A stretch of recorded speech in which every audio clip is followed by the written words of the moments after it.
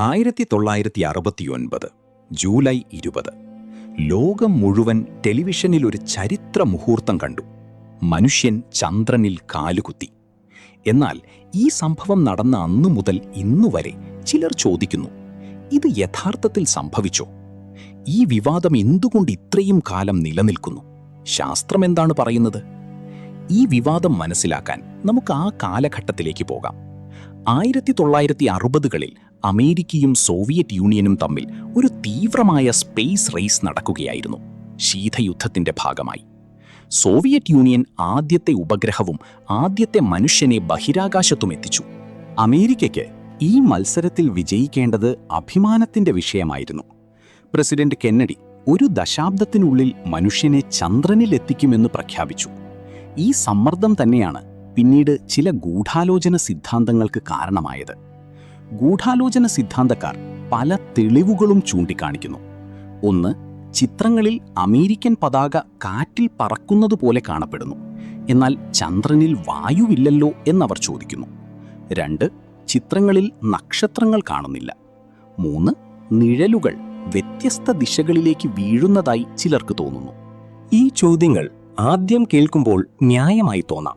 അതുകൊണ്ടാണ് ഈ വിവാദം ഇത്രയും കാലം നിലനിന്നത്.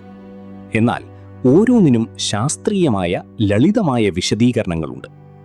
ആദ്യത്തെ ചോദ്യം, പതാക കാറ്റിൽ പറക്കുന്നതുപോലെ കാണപ്പെടുന്നത് എന്തുകൊണ്ട്? ഉത്തരം ലളിതമാണ്. നാസ പതാകയുടെ മുകൾ ഭാഗത്ത് ഒരു തിരശ്ചീന ലോഹ വടി ഘടിപ്പിച്ചിരുന്നു. അത് പതാകയെ നിവർത്തി നിർത്താൻ വേണ്ടിയായിരുന്നു. കാരണം വായുവില്ലാത്തതിനാൽ ഒരു സാധാരണ പതാക ഒരു തുണിക്കഷണം പോലെ താഴേക്ക് തൂങ്ങിക്കിടക്കും. ബഹിരാകാശ യാത്രികർ ഈ വടി സ്ഥാപിക്കുമ്പോൾ ഉണ്ടായ ചെറിയ ചുളിവുകൾ ചലനത്തിലാണ് എന്ന തോന്നൽ സൃഷ്ടിച്ചു. ചലനം നിലച്ചതിന് ശേഷമുള്ള ചിത്രങ്ങളിൽ പോലും ഈ ചുളിവുകൾ അതേപടി കാണാം. ഇത് ചലനമല്ല, മറിച്ച് ഒരു സ്ഥിരമായ രൂപമാണ്. രണ്ടാമത്തെ ചോദ്യം, നക്ഷത്രങ്ങൾ എവിടെ? ഇതിന്റെ ഉത്തരം ക്യാമറ ശാസ്ത്രത്തിലാണ്.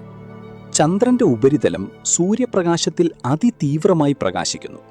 ഈ പ്രകാശത്തിൽ ബഹിരാകാശ യാത്രികരെയും ഉപകരണങ്ങളെയും വ്യക്തമായി ചിത്രീകരിക്കാൻ ക്യാമറയുടെ എക്സ്പോഷർ വേഗത്തിലാക്കണം. ഈ വേഗതയേറിയ എക്സ്പോഷറിൽ മങ്ങിയ നക്ഷത്രങ്ങൾ ചിത്രത്തിൽ പതിയില്ല. ഭൂമിയിൽ പകൽ സമയത്ത് ആകാശത്തേക്ക് ഫോട്ടോ എടുത്താലും നക്ഷത്രങ്ങൾ കാണാത്തതുപോലെ തന്നെ. ഇതൊരു ഗൂഢാലോചനയല്ല, ഇത് അടിസ്ഥാന ഫോട്ടോഗ്രഫിയാണ്. മൂന്നാമത്തെ ചോദ്യം, നിഴലുകൾ വ്യത്യസ്ത ദിശകളിലേക്ക് വീഴുന്നതുപോലെ കാണപ്പെടുന്നത് എന്തുകൊണ്ട്? ഇത് ചന്ദ്രന്റെ ഉപരിതലത്തിന്റെ അസമമായ ഭൂപ്രകൃതി കൊണ്ടാണ്. കുന്നുകളും കുഴികളുമുള്ള ഒരു പ്രതലത്തിൽ ഒരൊറ്റ പ്രകാശ സ്രോതസ്സിൽ നിന്ന് പോലും നിഴലുകൾ വ്യത്യസ്തമായി കാണപ്പെടാം. ഭൂമിയിലും ഇത് സംഭവിക്കുന്നു. നിരപ്പല്ലാത്ത നിലത്ത് ഒരൊറ്റ സൂര്യപ്രകാശത്തിൽ പോലും നിഴലുകൾ വ്യത്യസ്ത കോണുകളിൽ വീഴുന്നത് നമുക്ക് കാണാം. ഏറ്റവും ശക്തമായ തെളിവുകൾ നാസയിൽ നിന്നല്ല വരുന്നത്, സ്വതന്ത്രമായ ഉറവിടങ്ങളിൽ നിന്നാണ്. അപ്പോളോ ദൗത്യങ്ങൾ ചന്ദ്രോപരിതലത്തിൽ പ്രത്യേക റിഫ്ലക്ടറുകൾ സ്ഥാപിച്ചു.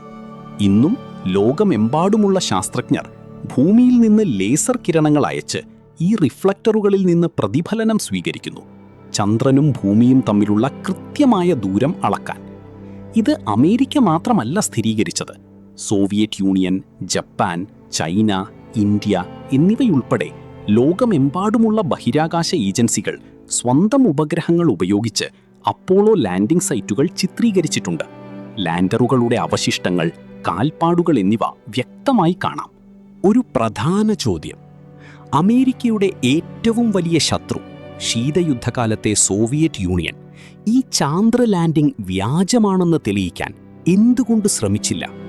സോവിയറ്റ് യൂണിയന് ഏറ്റവും മികച്ച ബഹിരാകാശ സാങ്കേതികവിദ്യയും ഏറ്റവും ശക്തമായ പ്രചോദനവുമുണ്ടായിരുന്നു. എന്നിട്ടും അവർ ഒരിക്കലും ഈ വാദം ഉന്നയിച്ചില്ല. കാരണം ലളിതമാണ്.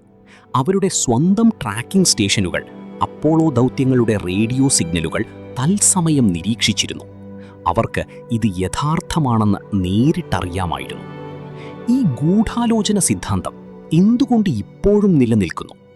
മനഃശാസ്ത്രജ്ഞർ പറയുന്നത് അസാധാരണമായ നേട്ടങ്ങൾ ചിലപ്പോൾ അവിശ്വസനീയമായി തോന്നാമെന്നാണ്. ഒരു അസാധാരണ സംഭവത്തിനു പിന്നിൽ ഒരു ഗൂഢാലോചനയുണ്ടെന്ന് വിശ്വസിക്കുന്നത് ചിലപ്പോൾ മനുഷ്യ മനസ്സിന് കൂടുതൽ സ്വാഭാവികമായി തോന്നിയേക്കാം. എന്നാൽ ശാസ്ത്രീയമായ തെളിവുകൾ വ്യക്തമായി ഒരു കാര്യം സ്ഥിരീകരിക്കുന്നു: മനുഷ്യൻ യഥാർത്ഥത്തിൽ ചന്ദ്രനിൽ ഇറങ്ങി. ഇത് മനുഷ്യരാശിയുടെ ഏറ്റവും വലിയ നേട്ടങ്ങളിലൊന്നാണ്.